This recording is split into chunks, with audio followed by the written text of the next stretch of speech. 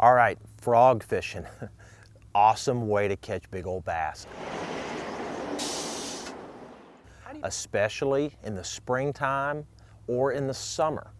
Anytime those fish are up shallow around a lot of heavy vegetation, a frog is a great choice. And there are times down river system lakes or just regular wooded shorelines where I'll take these frogs and I'll skip them up along the shore and work them out underneath, the overhanging branches.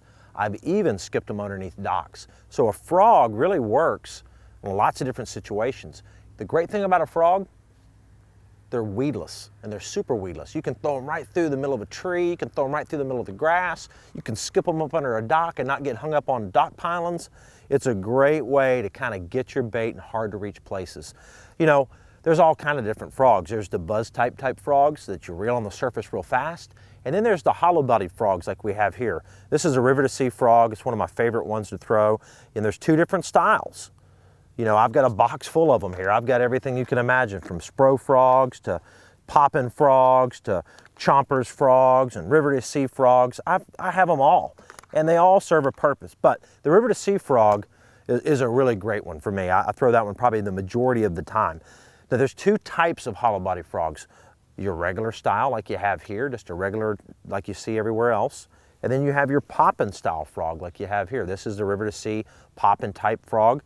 And I throw them different times. If I want the bait to kind of sit in one spot a little bit more and I want to make a little bit more commotion without moving the bait a lot, I'll throw the poppin' style frog, a lot of times in open water situations. If I'm in a heavy grass mat where the frog is literally floating on top of the grass, it's not even really getting down in the water, it's just making commotion on top of the grass, I'll throw your standard type frog like we have here. It kind of slithers across. The trick is, don't fish it too fast.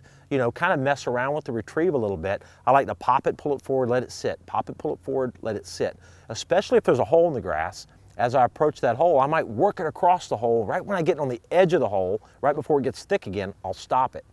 Here's what you want to do. It's real simple. Pretend like it's a real frog. I mean, what does a real frog do? A real frog might swim across some open water and stop right on the edge of that grass and hang on.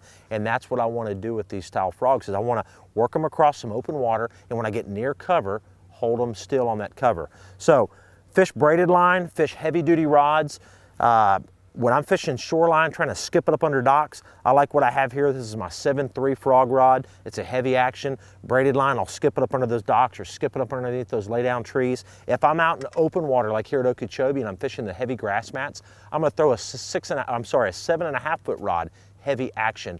Braid is a common theme, anywhere from 50 to 80 pound braid, depending on your cover. Have some fun with it. It's a great way to catch some big fish. Stay tuned, we've got more coming up. Thanks for watching. See you guys.